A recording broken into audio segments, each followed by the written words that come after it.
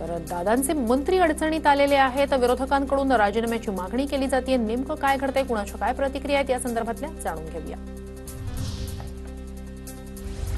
सुरेश धस यांच्यावर आता कोणीही विश्वास ठेवेल असं वाटत नाही, तर मुख्यमंत्र्यांनी धस आणि माणिकराव कोकाटे यांचा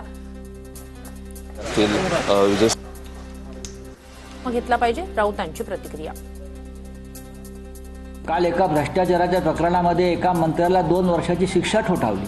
कोणती खळखळ न करता या दोन्ही मंत्र्यांचा राजीनामा अजित पवार सोडून द्या हो, मुख्यमंत्र्यांनी घेतला पाहिजे। एकमेकावर काय ढकलताय?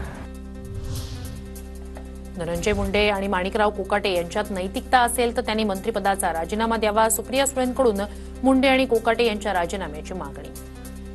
महाराष्ट्र सरकारमध्ये 2 असे मंत्री आहेत ज्यांच्यावर आरोप झालेले आहेत आणि त्या परिस्थितीमध्ये ही परिस्थिती अतिशय गंभीर आहे आणि दोन्ही, तुम्ही जे मला प्रश्न विचारले, दोन्ही मंत्र्यांनी नैतिकतेने निर्णय घ्यावा एवढीच माफक अपेक्षा आहे। आरोप झालेल्या मंत्र्यांनी जबाबदारी ओळखून स्वतःहून राजीनामा दिला पाहिजे। अण्णा हजारेंचा धनंजय मुंडे, माणिकराव कोकाटे यांच्यावर निशाणा मंत्रिमंडळात घेताना सरकारनं आधी विचार करणं गरजेचं असंही वक्तव्य।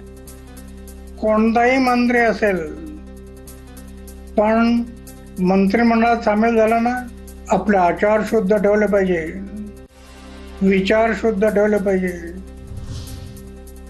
कोर्टानं शिक्षा सुनावल्यानं मुख्यमंत्र्यांनी कोकाटेंचा राजीनामा घ्यायलाच हवा। प्रकाश आंबेडकर यांची मागणी।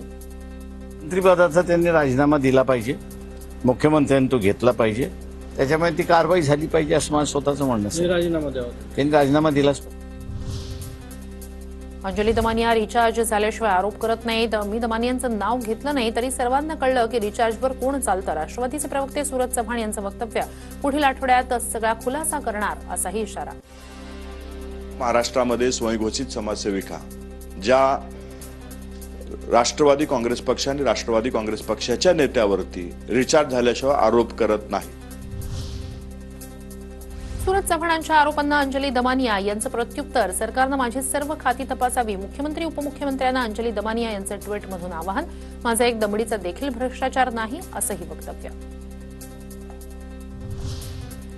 आरोपींना सहकार्य करणाऱ्यांना सह आरोपी करणं गरजेचं होतं। आरोपीचा मोबाईल सापडत नाही, धनंजय मुंडेंकडे मोबाईल दिला का याची चौकशी व्हायला पाहिजे होती, मनोज जरांगे यांचं वक्तव्य।